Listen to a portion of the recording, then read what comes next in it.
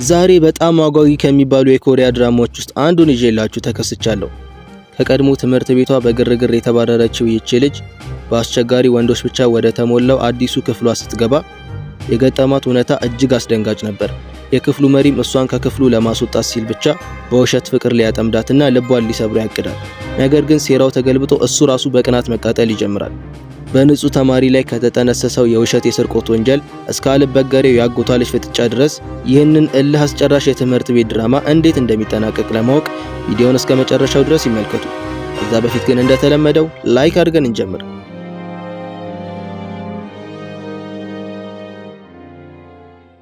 ታሪኩ የሚጀምረው ጂ የተባለች አንዲት ተማሪን እያሳየን ነው። ወደ አዲሷ ትምህርት ቤት እንደገባች የአዲሷን ትምህርት ቤት ውበት አይታ ማድነቅ ትጀምራለች። ጂ ፊቷ የሚስኪን ይምሰል እንጂ አደገኛ ሴት ናት። ወደ አዲሷ ትምህርት ቤት የተዘዋወረችበትን ምክንያት በቀድሞ ትምህርት ቤቷ ውስጥ በጣም ረባሽና ችግር ፈጣሪ ስለነበረች ነው። ወደ አዲሱ ትምህርት ቤት እንደገባችም ክፍሏን መፈለግ ትጀምራለች። ኃላፊውን አግኝታም ክላስ ኢ የቱ ጋር ነው ብላ ስትጠይቀው አጠገቧ የነበረች አንዲት ልጅ ጂን መገላመጥ ትጀምራለች። ግን ጂ ችግር መፍጠር ስላልፈለገች ምንም ሳትናገር የተሰጣትን አድራሻ ይዛ ትሄዳለች። ጂ ክፍሏን እየፈለገች በትምህርት ቤቱ ኮሪደሮች ላይ ስትዞር ቆይታ በመጨረሻ በአንዱ ህንጻ ላይ በሩ ላይ የተሰበሰቡ ወንዶችን ታገኛለች። ከእነሱ መካከልም ኬፈር የተባለውን ልጅ ክላስ ኢ እዚህ ነው ወይ ብላ ትጠይቋለች። እሱ ግን እየጮኸ ክፍልሽ እዚህ አይደለም ብሎ አመናጭቋት ያባራታል። ጂም ተናዳ መንገዷን ትቀጥልና እነ ኬፈር ሂጂ በኋላ ሌላ ክፍል ውስጥ ገብታ ትቀመጣለች። በዚያም የክፍሉ ተቆጣጣሪ የሆነችው ራኪ መታወቂያዋን አይታ ትክክለኛው ክፍሏ እንዳልሆነ ትነግራትና ወደ ትክክለኛው ክፍሏ ትመራታለች። የሚገርመው ነገር ግን ጂ ትክክለኛው ክፍሏ ስትገባ ቅድም ያባረረት ኬፈር እዛው ነበር። በዛ ላይ ክፍሉ ሙሉ በሙሉ በወንዶች የተሞላና ምንም ሴት የሌለበት አስቀያሚ ክፍል ነበር። ጂም እዚህ በመመደቧ በጣም ብትናደድም አርፋ ከመቀመጥ ውጪ ግን ሌላ አማራጭ አልነበራትም። ይባስ ብሎ ደግሞ በቀጣዩ ክፍለ ጊዜ ተማሪዎቹ ወረቀት እየወረወሩ ስላስቸገሯት ጂም እየተበሳጨችም ቢሆን ክፍሉን ለቃ ትወጣለች። ወደ ካፍቴሪያው ስትሄድም ቅድም ክፍሏን ያሳየቻት ተቆጣጣሪዋ ራኪን ከጓደኞቿ ጋር ተቀምጣ ታገኛታለች። ራኪም ትጠራትና ክፍሉ እንዴት ነው ብላ ስትጠይቃት ጂም ተማሪዎቹ በጥሩ ሁኔታ ነው የተቀበሉኝ ብላ ትዋሻለች። ግን ሁሉም እየዋሸች እንደሆነ ገብቷቸው ነበር። ቀጥላም ጂም ምግብ ገዝታ ለመብላት ባለበት የክፍሏ ተማሪዎች መጥተው ምግቧን ነጥቀው ይወስዱታል። ከዚያም አንደኛው ተማሪ መጥቶ የኛ ክፍል ተማሪዎች ካፍቴሪያ እንዳይገቡ ስለተከለከሉ ነው ምግቡን የቀሙሽ ብሎ ይነግራታል። በሁለተኛው ቀንም አንድ አዲስ አስተማሪ ወደ ክፍላቸው ትመጣለች። ክፍሉን በጣም ቆሻሻ ስለነበር ክፍሉን እስካላጸዳችሁ ድረስ አላስተምራችሁም ትላቸዋለች። ተማሪዎቹ ግን በዚህ በጣም ይደሰታሉ። ነገር ግን አስተማሪዋ ስመለስ ክፍሉን ቆሽሾ ባገኘው ሁልሽንም ነው ለክሽን ማስገባሽ ብላ አስጠንቅቃቸው ትወጣለች። ነገር ግን ተማሪዎቹ ጂንን አጽጁ ብለው ክፍሉ ውስጥ ዘግተውባት ከክፍሉ ውስጥ ይወጣሉ። ጂም ክፍሉን ለማጽዳት ተገዳ እያጸዳች ሳለ በኬፈር ሎከር ላይ አይላ የሚል ስም ተጽፎ ታያለች። ልትከፍተው ስትል ግን ኬፈር መጥቶ ይከለክላታል። ከዛም ወደ ቤቷ ስትመለስ የጂ ቤተሰብ በጣም ሀብታም እንደሆኑና ቤታቸውም ትልቅ እንደሆነ እንመለከታለን። የምትኖረውም ከአጎቷና ከአክስቷ ጋር ነው። በቀጣዩ ቀን ጂ አንድ ባዶ ክፍል ታገኝና ምግቧን ይዛ እዛው ክፍል ውስጥ ስትበላ ኬፈር መጥቶ አጠገቧ ይቀመጥና ከሷ ጋር መብላት ይጀምራል። ጂ ግን ምንም ሳትለው ይልቁንም ለምንድን ነው ካፍቴሪያ ውስጥ እንዳትገቡ የተከለከላችሁት ብላ ስትጠይቀው ኬፈር ግን ተናዶ ምንም ሳይመልስላት ይወጣል። ከክፍል ስትወጣም ራኪንና ኪኮ የተባለው ተማሪ እያወሩ ታገኛቸዋለች። ኪኮን በጥሩ ሁኔታ ስለተቀበላት ጂም በጣም ትወዷለች። በኋላም ጂ ክፍሏ ውስጥ ገብታ ለመብላት ስትሞክር ተማሪዎቹ ሊያስቸግሯት ስለሞከሩ እሷም ግርግር ባለመፈለግ ምግቧን ለሁሉም ማዳል ትጀምራለች። ግን ዩሪ የተባለ ተማሪ ምግብ ይዞላቸው ይመጣና ወደ ጂ ቀርቦ ጓደኞቼን እንደ ውሻ ነው እንደምትቆጥሩ ብሎ ይጣላታል። ጂ ግን በሱ ንግግር በጣም ትበሳጫለች። ዩሪም ቀጥሎ ወደ ኬፈር ይሄድና ለምንድን ነው ከክፍላችን አባራ ያላስወጣት ብሎ ይጠይቋል። ኬፈር ግን እሷ የተለየች ናት፣ እሷን ለማስወጣት ሌላ መንገድ መፈለግ አለብኝ ይሏል። በሁለተኛው ቀንም ጂ ወደ ትምህርት ቤት እየሄደች ሳለ ሲን ከተባለ ምስኪን የክፍሏ ልጅ ጋር ትገናኝና አብረው መሄድ ይጀምራሉ። እየሄዱም ሳለ ጂ ለሲን ካፍቴሪያ ውስጥ መብላት ለምን እንደተከለከሉ ስትጠይቀው ሲንም አንዲት የኬፈር ፍቅረኛ የነበረች ልጅ ድንገት አንድ ቀን ኬፈር ካፍቴሪያ ውስጥ ሌላ ልጅ ስትስም ስላያት በንዴት ካፍቴሪያው ሙሉ በሙሉ ሰባብረው አወደመው ብሎ ያጫውታታል። ከዛ ቀን ጀምሮ የኛ ክፍል ተማሪዎች ካፍቴሪያ ውስጥ እንዳይገቡ ተከለከሉ ብሎ ያብራራራታል። ጂም በዚህ ጊዜ ያቺ ልጅ በኬፈር ሎከር ውስጥ ስሟ የተጻፈው አይላ እንደሆነች ትገነዘባለች። ክፍሉ ስትገባ ኬፈር ጂንን ከክፍል ለማስወጣት ሴራ ጠንስሶ ነበር። ትምህርት አልቆ ልትነሳ ስትል ከወንበሩ ጋር ተጣብቃ ትቀራለች። ኬፈርም ቀጥሎ ከኛ ጋር ከቆየሽ ትጸጸቻለሽ ብዬሽ አልነበር ብሏት ትቷት ሄዳል። ጂ ግን እነሲንን እርዳታ ጠይቃ ከተነሳች በኋላ ወደ ኬፈር ትሄድና መቼም ከክፍሉ እንድታስወጣኝ አልፈቅድልህም ብላው ዝታበት ትወጣለች። ከዚያም ሲን እስከ ቤቷ ድረስ ይሸኛታል። ቤት ስትገባ አሪያስን እዛው ታገኘዋለች። አሪያስ የጂ አጎት ልጅ ነው። ቤተሰቡም ተሰብስቦ እራት እየበላ ነበር። የአሪያስ ታላቅ ወንድም ኤንጅልም ጂን አርፍዳ ሲያያት ለአሪያስ ከዛሬ ጀምሮ ጂንን አብረሃት ወደ ትምህርት ቤት ይዛት ትሄዳለህ ብሎ ያዟል። አሪያስ ግን ጂንን በጣም ስለሚጠላት በዚህ ውሳኔ በጣም ይበሳጫል። በማግስቱ አሪያስ በመኪና አብሯት ይሄዳል። እዛ ተማሪ መኪና አለው፣ ይገርማል። ኋላም ጂን ክፍል ውስጥ ገብታ ተቀምጣ ሳለ ኬፈር ወደሷ መጥቶ የተማሪዎቹን የምግብ ዝርዝርና ብር ሰጥቷት ካፍቴሪያ ሄዳ ምግብ እንድታመጣ ያዛታል። ጂን ምግቡን ለማምጣት ተስማምታ ግን ላንተ ብዬ ሳይሆን ለተማሪዎቹ ብዬ ነው ብላ አምጥታ ትሰጣቸዋለች። ተማሪዎቹም ተሻምተው ምግባቸውን ይወስዳሉ። ከዚያም አሌክስ የተባለ ልጅ አብራቸው እንድትበላ ቦታውን ይለቅላትና ጂምም ተቀላቅላቸው አብራቸው መብላት ትጀምራለች። ዩሪ ግን ጂምን ስለሚጠላት ተነስቶ ይሄዳል።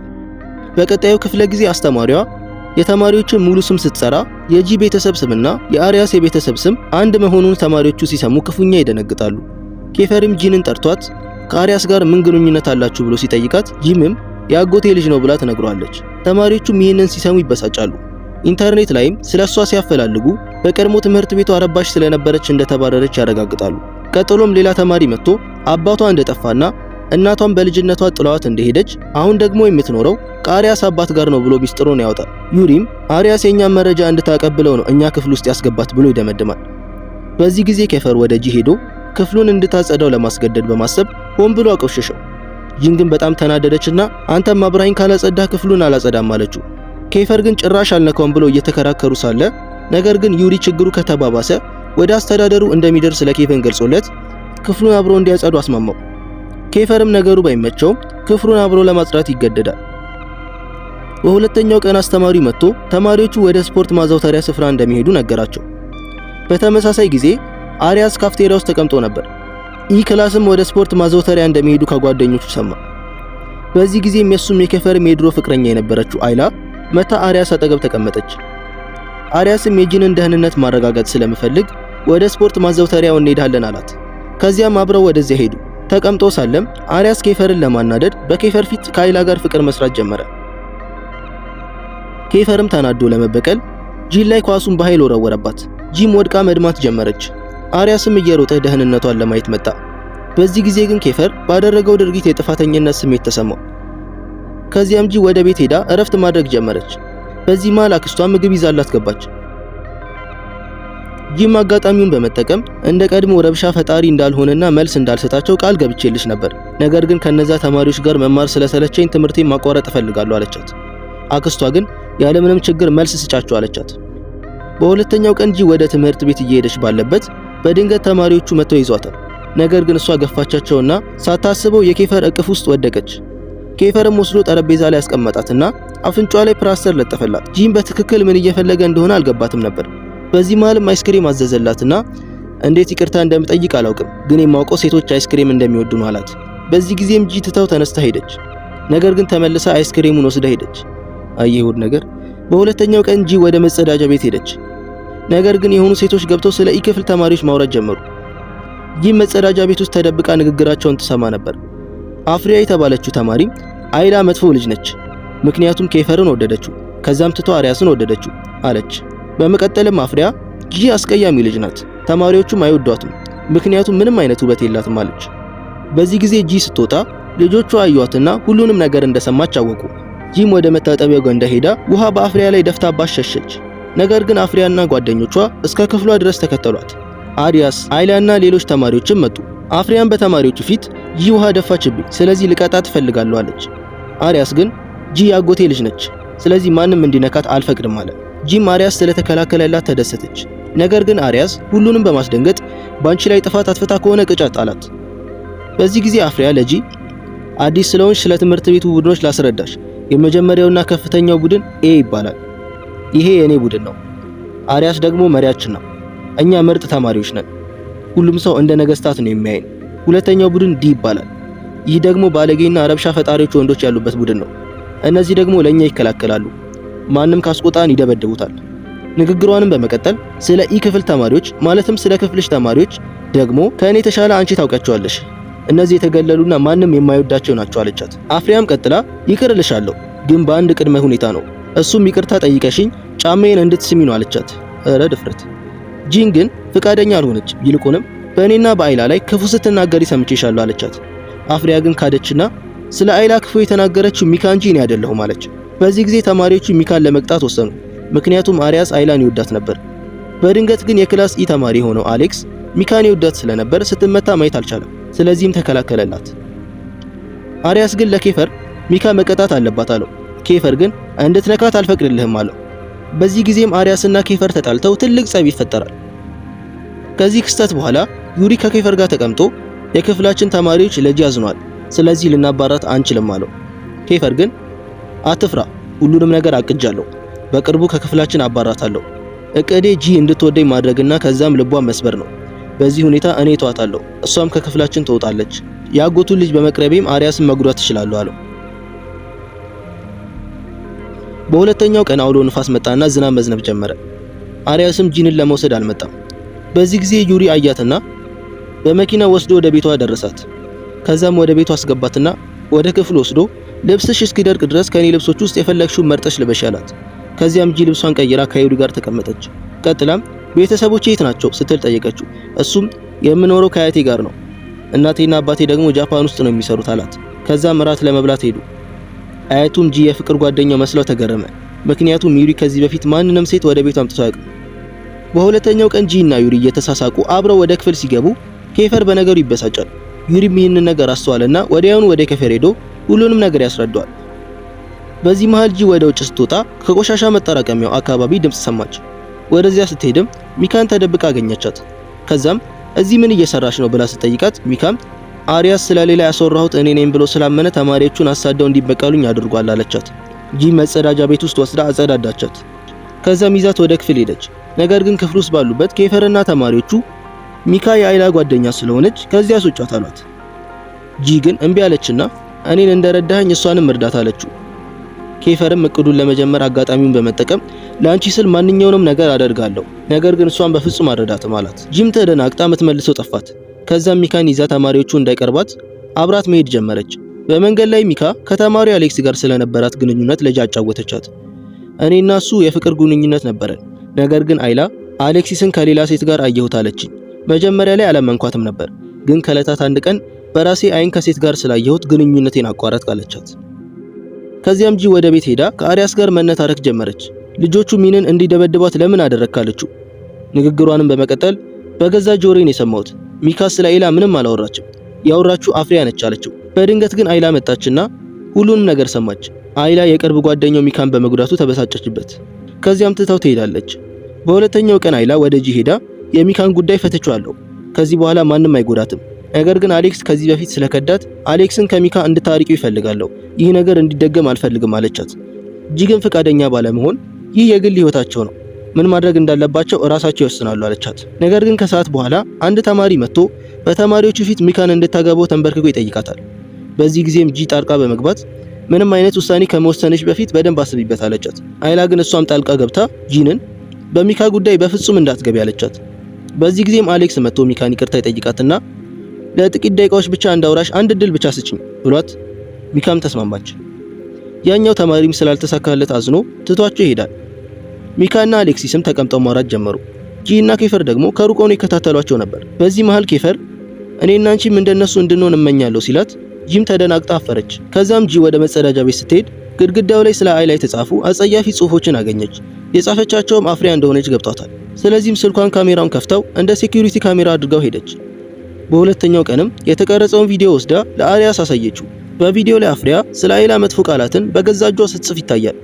አሪያስ ግን በዚህ ጉዳይ ላይ በፍጹም ጣልቃ አልገባም ብሏት ያርፋል። በሁለተኛው ቀን ሚካ ጂን አግኝታት ደብዳቤ በመስጠት ይህን ለአሌክሲስ ስጭልኝ አለቻት። ጂም ሄዳ ለአሌክሲስ አደረሰችለት። አሌክሲስም እየፈራ ደብዳቤውን ቢከፍተውም ሲከፍተው ግን በጣም ተደሰተ። ምክንያቱም ሚካ ወደሱ ለመመለስ ተስማምታ ነበር። አሌክስም በደስታ ብዛት ጂንን አቀፋት። ሌሎቹም ጓደኞቹ ከጂ ጋር በመሆን ይደሰታሉ። ከዚያም በስፖርት ክፍለ ጊዜ ኬፈር ከጂ ጋር ይጫወትና ይሮጥባት ጀመር። ከዛም አነሳትና ጉንጯን ሳማት። በዚህ ጊዜ ግን አሪያስ መጥቶ ከጂ ጋር ያለውን ግንኙነት እንዲያቆም ነገረው።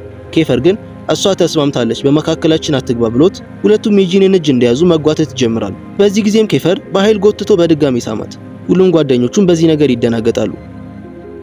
ከዛም በኋላ ኬፈር አይኑ ላይ ተመቶ እናየዋለን። ነገር ግን በምቱ በፍጹም አልተበሳጨም። የመታችው ጂ ነበረች ያለ ፈቃዷ ስለሳማት። በሌላ በኩል ጂን እናያታለን። እሷም በኬፈር ምክንያት ደስተኛ ነበረች። የተፈጠረውን እያሰበች ቆይታም በድንገት ግን ትባነናለች። ከዚህ በኋላ ጂ በጣም ደክማት ስለነበር ለመታጠብ ወደ መጸዳጃ ቤት ሄደች። በዚህ ጊዜ ራኪ መታያዘቻትና ትኩሳትሽ በጣም ጨምሯል፣ ማረፍ አለብሽ አለቻት። ጂ ግን ፈተና አለብኝ ብላ እምቢ አለቻት። ራኪም ከዚህ በፊት ላዋራሽ አልቻልኩም ነበር፣ ግን አፍሪያ በፍጹም አልተውሽም፣ የሆነውንም አትረሳውም። አሪያስ አፍሪያን በድብቅ ይወዳታል፣ ስለዚህ እንድትጎጃት አይፈቅድልሽም አለቻት። ንግግሯንም በመቀጠል አፍሪያ ሲንን ተወደው ነበር። እኔና ሲን እንደምንዋደድ ስታውቅም ተበሳጭታ በሁሉም ፊት ስሙን ለማጥፋት በስርቆት ወነጀለችው። ርዕሰ መምህርቷም ሲንን ወደ ኢ ክፍል አዘዋወረችው አለቻት። ጂም በሰማችው ነገር ተደናገጠች። ከዚያም ጂም ለመፈተን ወደ ክፍል ሄደች። ነገር ግን ደክሟት ስለነበር በፈተናው መሃል እንቅልፍ ወሰዳት። ፈተናው ካለቀ በኋላም ተማሪዎቹ ከእንቅልፏ ቀስቅሰው ፈተናው አልቋል አላት። ጂም በፈተናው ላይ ምንም ስላልሰራች ተናደደች። ነገር ግን የሚገርመው ነገር በሁለተኛው ቀን የፈተና ውጤቷን ስታይ 99 አምጥታ ነበር። ግራ ተጋብታም ወደ ኬፈር ስትመለከት እየሳቀ አገኘችው።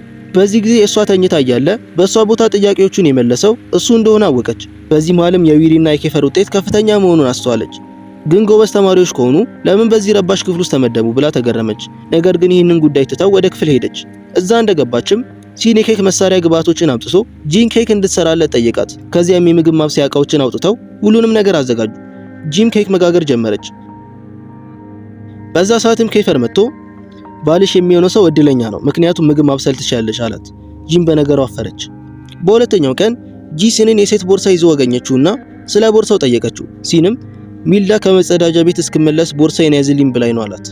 እዚህ ላይ ግን ሚልዳ ከመጸዳጃ ቤት ወጥታ ሲንን ቦርሳዬን ለምን ያስክ ብላው ቦርሳውን ነጥቀው ትሄዳለች። ከሰከንዶች በኋላም የፍቅር ጓደኛውን አምጥታ ሲን ከቦርሳዬ ውስጥ ገንዘብ ሰርቋል አለችው። ሲን ግን ምንም እንዳልሰረቀ ተናገረ። ነገር ግን የሚልዳ ጓደኛ አላመነው። ጂምም ልትከላከልለት ሞከረች። በዛ ሰዓትም ግርግር ተፈጥሮ ተማሪዎች ከበቧቸው። በዚህ መሃልም ሲን ለሚልዳ ቦርሳሽን እኮ እንዲይዝልሽ የጠየቅሽኝ አንቺ ነሽ፣ እኔ ምንም ነገር አልሰረኩም አላት። አፍሪያ ግን አንተ ሌባ ነህ፣ ሁሉም ሰው ያውቃል፣ ስለዚህ መካድ አያስፈልግም አለችው። ጂ ግን ተናዳ ከዚህ በፊት በስርቆት የተከሰስሽው አንቺ ነሽ፣ እሱ ሌባ አይደለም አለቻት። በዚህ መልኩ እየተጨቃጨቁ ሳለ አንድ ተማሪ ለሚልዳ ገንዘብ ስጣትና ይህን ሲን እንደሰረቀብሽ ገንዘብ አድርገሽ ቁጠሪው አላት። ወደ ሲንም ሄዶ የሀብታም ልጅ ሆነህ ምንም ሳታጣ መስረቅህ ሊያሳፍር ይገባል አለው። እነጂም ክፍል ውስጥ እንደገቡ ጂ ተናዳ ክፍሉን ቀወጠችው። ከዚያም ጂ ሲንን ሰርቀሃል እንዴ ብላ ጠየቀችው።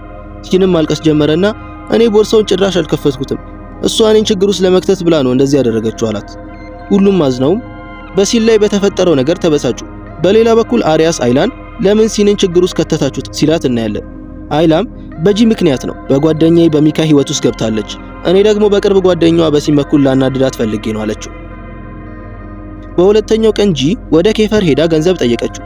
ኬፈርም ገንዘቡን ሰጣት። ከዚያም ወደ ሚልዳና ገንዘቡን ወደ ከፈለው ተማሪ ሄዳ ገንዘቡን ወረወረችላቸው። ከዛም ቀጥላ ገንዘቡን የሰረቀው ሲን አይደለም፣ ስለሚያስፈልገኝ ከቦርሳ የሰረኩት እኔ ነኝ አለቻቸው።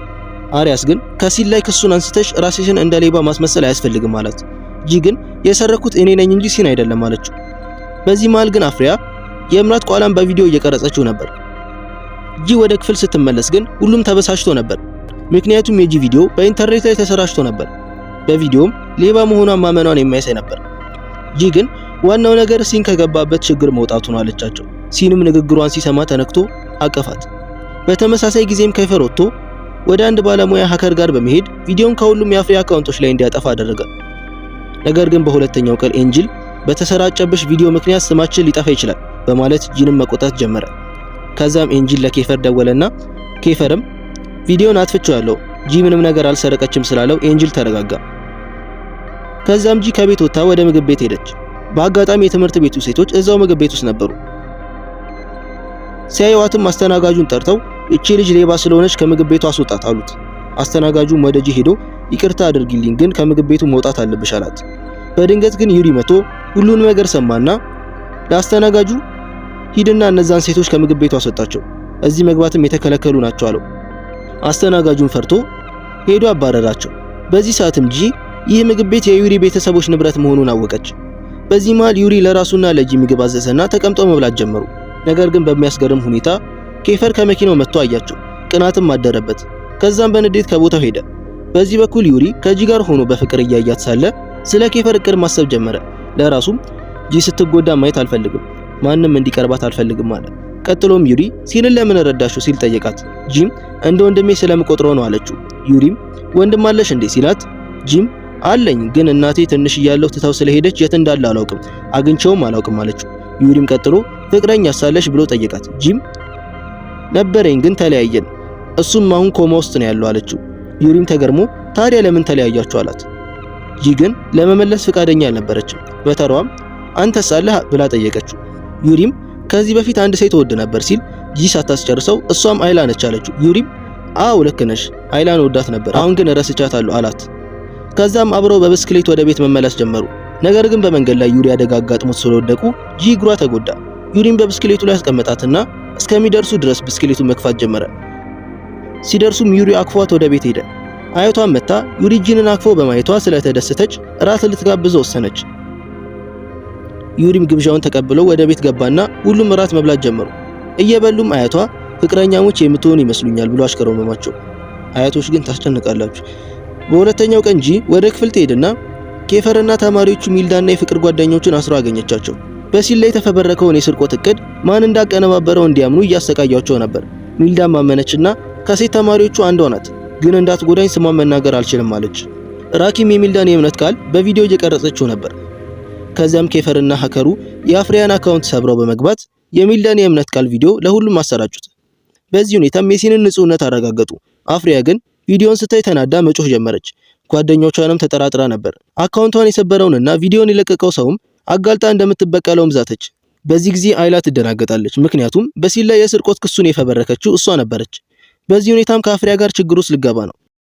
ለዛሬ እዚህ ክፍል ላይ ያበቃው። ፊልሙን ከወደዳችሁትና ቀጣዩን ክፍል እንድንሰራላችሁ ከፈለጋችሁ በኮሜንት መስጫው ላይ ጻፉልኝ። እኛም ቀጣዩን ይዘንላችሁ እንቀርባለን። እስካሁን ላይክ እና ሰብስክራይብ ያላደረጋችሁም አሁኑኑ እንድታደርጉ ጠይቃችኋለሁ። በተጨማሪም የሰራናቸው ሌሎች ፊልሞች ስላሉ ገብታችሁ መመልከት ትችላላችሁ።